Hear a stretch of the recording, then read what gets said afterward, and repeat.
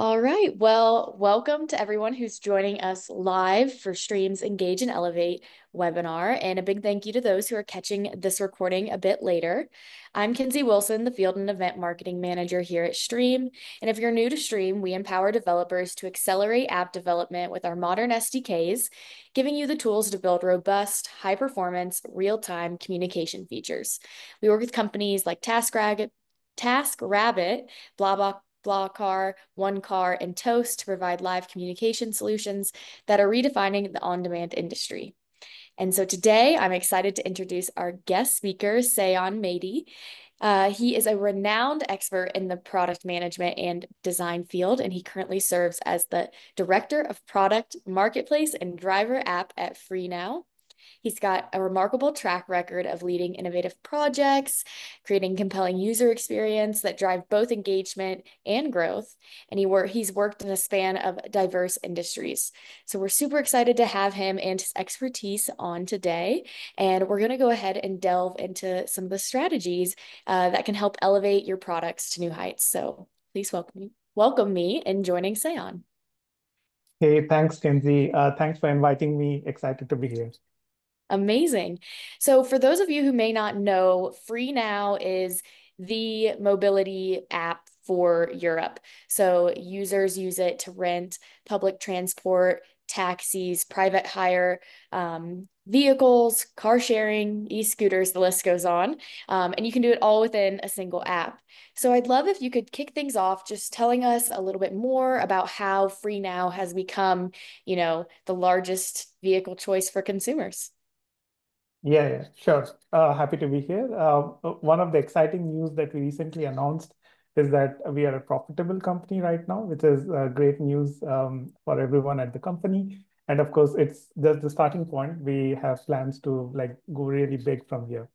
But just talking about Freeno, so we are the largest mobility app focused on taxi travel or taxi ride-hailing in Europe.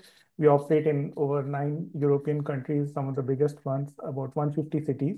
And as a company, we are very much focused on taxis, but at the same time, we look at ourselves as a multi-mobility company through various kinds of offerings such as e-scooters, car sharing, like normal PHP ride-hailing, as well as the car rental options through different partnerships that we have, as well as working closely with our taxi partners as well as the drivers.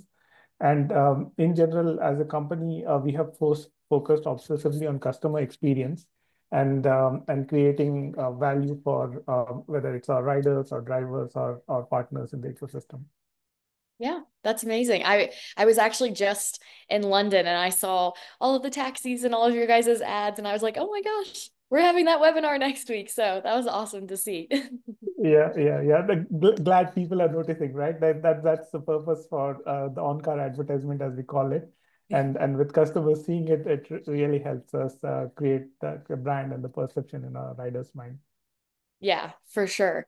So going back to a little bit more about you and your personal career, can you share some highlights of your career journey and kind of what has led you to your current role as a director at FreeNow? Yeah, sure. Again, like many of us in the industry, I started as a computer science engineer, then became a software engineer working with Oracle for 3 years. So I worked on the core database applications, which is fundamental to the success of the company. I was really lucky to be the part of that team.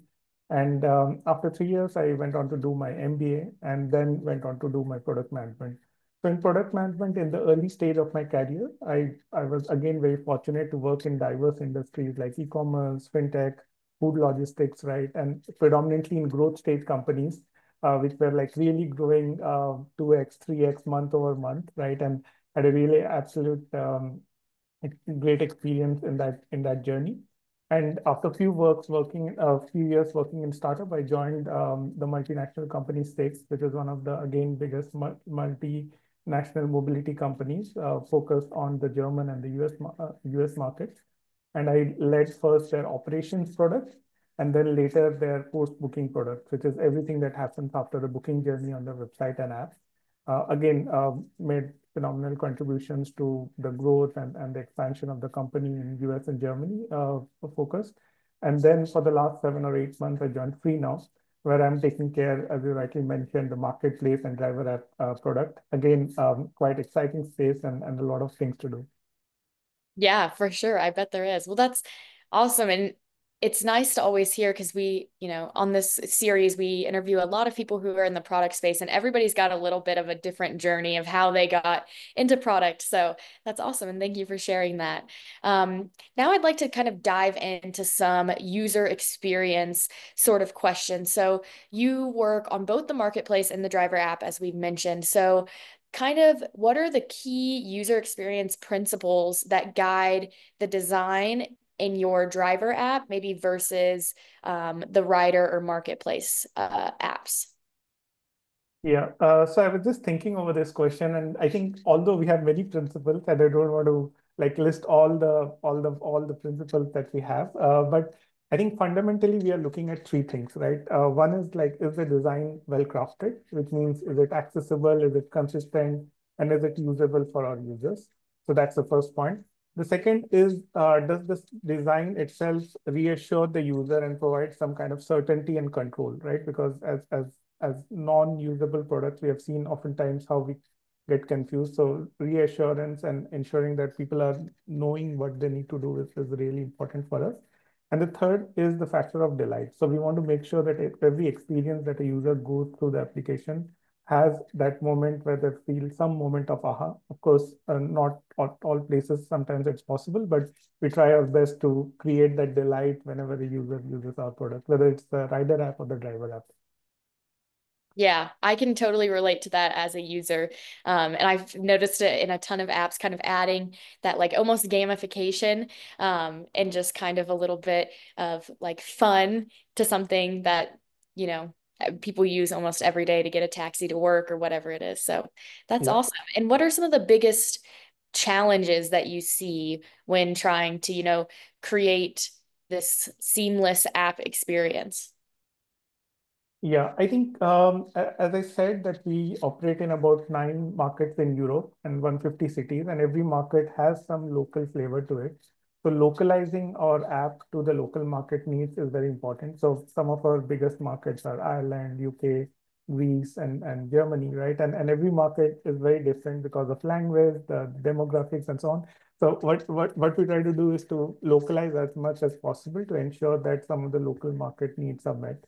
That's one of the first requirements. The second thing is, like I said, about delightful experience, right? And the key to a delightful experience is to build like and solve some of the edge cases and negative cases really well.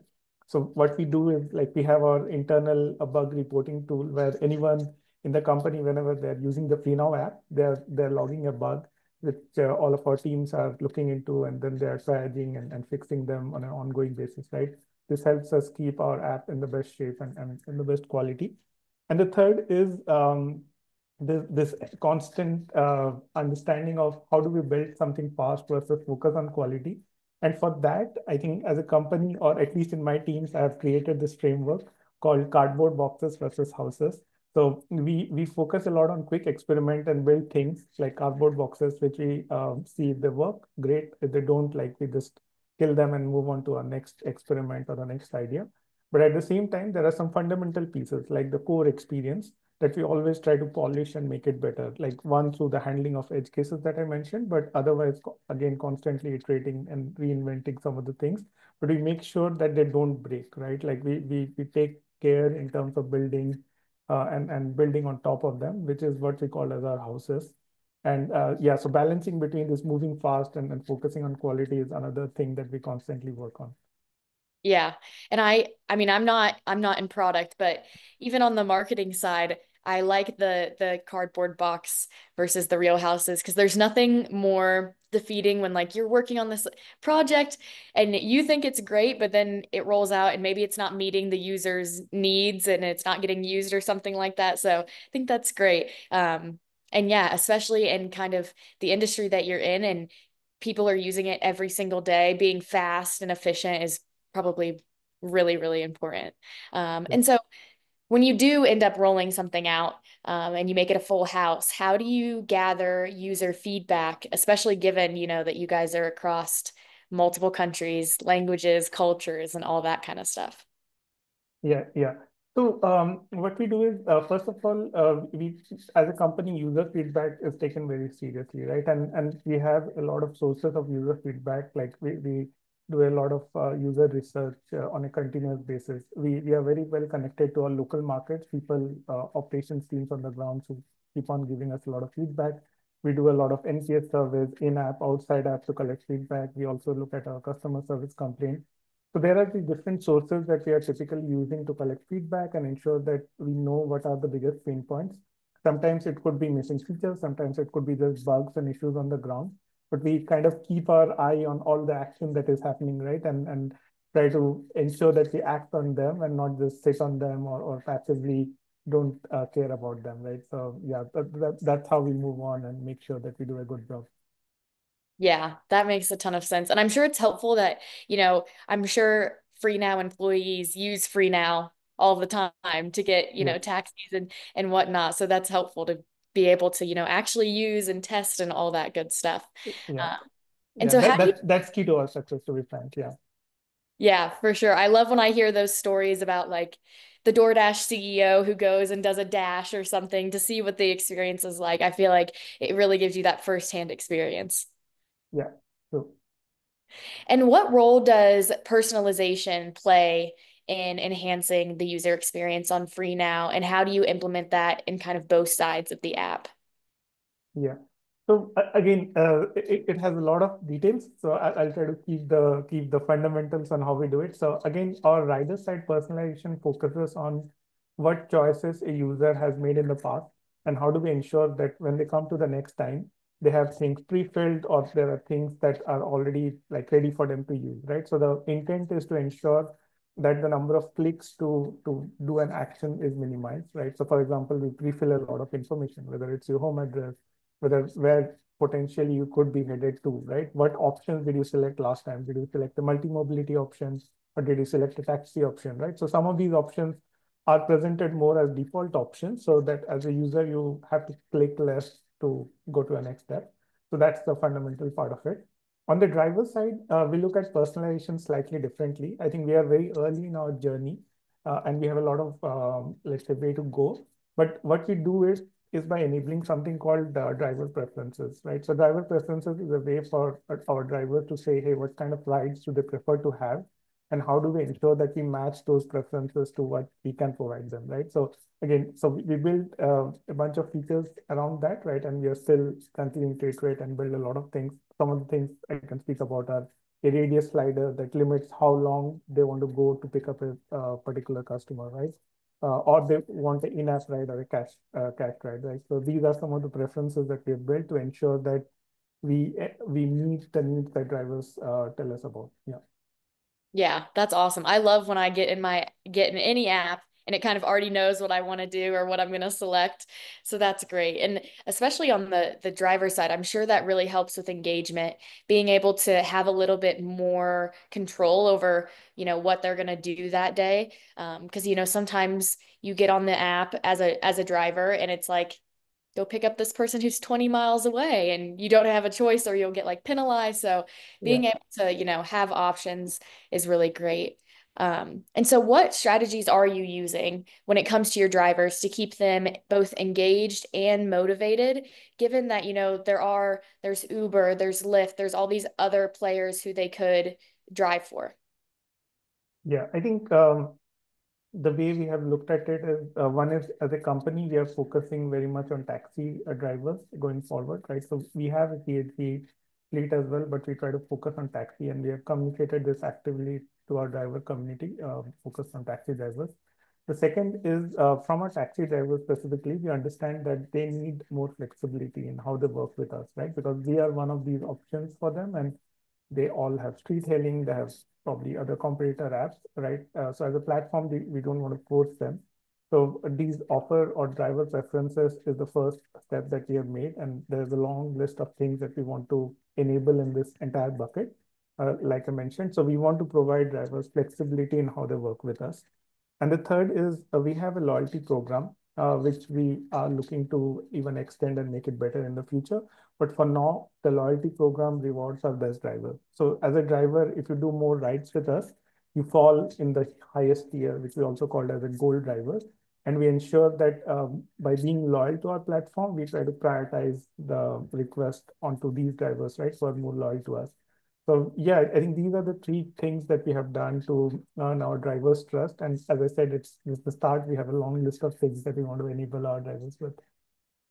Yeah, I feel like that is a great strategy. And not even just in the on-demand industry, but like airlines use that with status and credit cards and all that kind of stuff. So that's Yeah. awesome.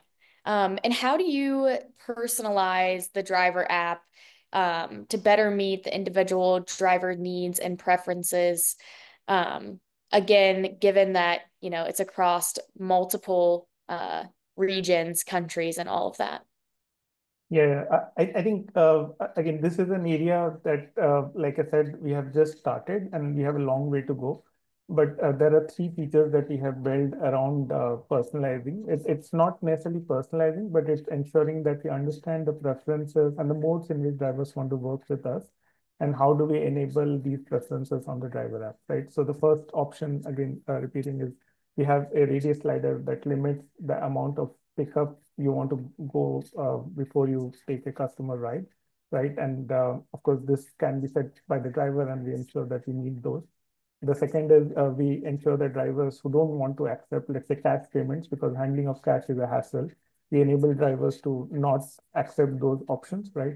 So we enable that. And the third thing that we are still rolling out, but hopefully it should be available soon to our drivers, is this auto accept option, where short pickup rides can be auto accepted by default, which ensures that any driver who wants these rides, which are generally favorable for our drivers, are not missed. And drivers, even if they are doing something else, like they don't miss out on these rides, which are typically better for them, right? And again, there's a long list of things that we want to do in this direction, but it's something that I can probably disclose at later point of time.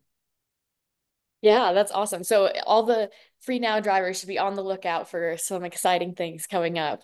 Yes. What are there any common challenges that you face when you are, doing these things to try and keep it personalized, try and keep them engaged, and those sorts of things? Yeah, I think the biggest challenge for us, because see, again, we are in a transaction industry, like there are different industries that measure engagement differently. So for drivers, the biggest measure of how they consider success on the platform is the earnings that they get, right? And what we want to do is to ensure that they, based on their commitment on the time and the attention that they want to give to our platform, we can also tell them, okay, how much earnings that they earn, right? And that's again an exercise that we would like to get better at. So currently, through the preferences and the loyalty program, we have at least tried to set some direction in that journey.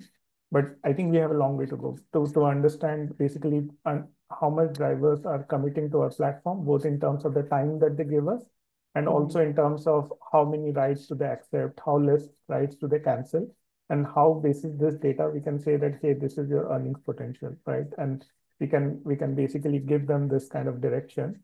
And yeah, we would like to go in that way, right? So that drivers know, okay, this is what the earning potential is on the FREENOW platform that they drive for us. Yeah.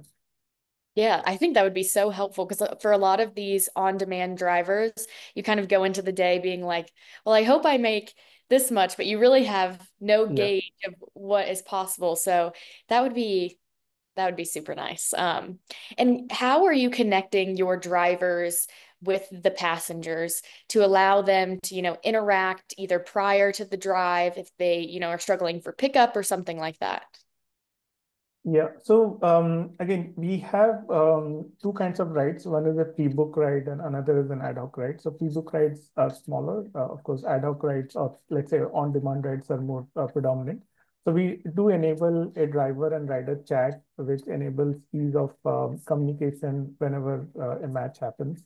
And we also have an option where either riders or drivers can call each other and get in touch.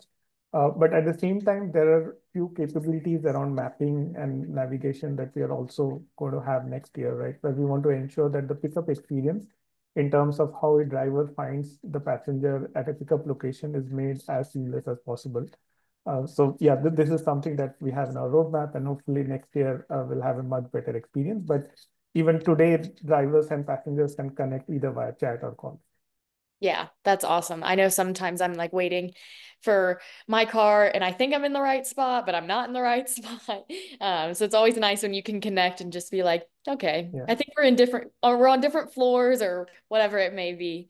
yeah. Um, so how do you see the on-demand industry kind of as a whole evolving within the next few years, given, all the buzzwords, AI, and those sorts of things that are happening right now? Yeah, I have a few hot takes here, or probably very wild ideas. But again, like what I've seen in my career is that technology, although it seems impossible, looking at today, right, a few years down the line, things change very fast, right? But again, I feel that there are two things that stand out for me. One is the entire AI and what it can enable. And the second is what we can do with a computing beyond the mobile platform, right? So, and let me explain what I mean by that. So one is with AI, I personally see that pretty much our engagement with different apps is going to change. So today we use mobile apps predominantly through clicks and the number of steps that we take in doing an action, right? And with AI, I see that we could enable new ways of interaction. It could be voice, or it could be just let's say our AI bots, like there are AI twins, AI bots who understand us and who can act on behalf of us with these apps, right? Without us having to do anything. So, for example, if you have seen the movie Iron Man, you have this Jarvis, which is your own personal AI bot of Iron Man. And I assume we could all have something like that. And uh, with this, like essentially, this bot could go and interact with any of the apps providing any kind of services. Because again, in this industry, the biggest challenge that we have is the number of decisions and choices we have to make, right? And Mhm. if this bot can handle all of that on our behalf and just tell us if something is done, we'll all be much happier. So that's how I see it. The second is this era of entire, we can call it immersive or ambient computing sort of things, where I think today mobile devices are a way of connecting or computing that is available predominantly. But I see that with Meta building these AI or Meta glasses or other forms which are more embedded within our body, right? It could be a pendant, it could be a ring, it could be anything. I can also see that the way we interact with these apps could be done by devices which are much more seamless, which is not something that you are carrying on your hand and you're always afraid to lose, but something which is like embedded in your body and which you can always talk to at all times. Hmm. Yeah, exciting and scary. Yeah, exactly. That's how I see it, but hopefully more exciting than scary. What about, so something that here in California that is coming a little bit more popular is like self-driving cars that are acting as taxis. How do you see that kind of impacting your guys' industry? I think self-driving cars are a very big innovation, I feel, but I think the biggest challenge I see, and although I'm supportive of self-driving cars, I see that the edge cases for self-driving cars are quite drastic, like, and you saw this with sorry, I forgot the name. I think was it Waymo? No, it was not Waymo. It was Cruise. Yeah, the accident that happened with Cruise, right? You saw that edge case. The amount of risk that an edge case carries with a self-driving car is quite high. And with the regulations in Europe, I see that if a car kills a person or creates a damage to a particular person, Mhm. the amount of risk that the company who owns the liability is too huge, right? And I think until that regulation part is kind of clarified, right? Even one edge case, which could be, let's say, one accident every million rides, right? Could Mhm. have a big significance on the self-driving car industry. And I feel that until that regulation part is sorted, especially in a market like Europe, I don't see a self-driving car becoming mainstream, right? So I think that's what's stopping us. So I have a very different view of, by the way, self-driving cars, and I think we have self-driving vehicles. They are flying in the air. They're called airplanes built by Boeing's and Airbus.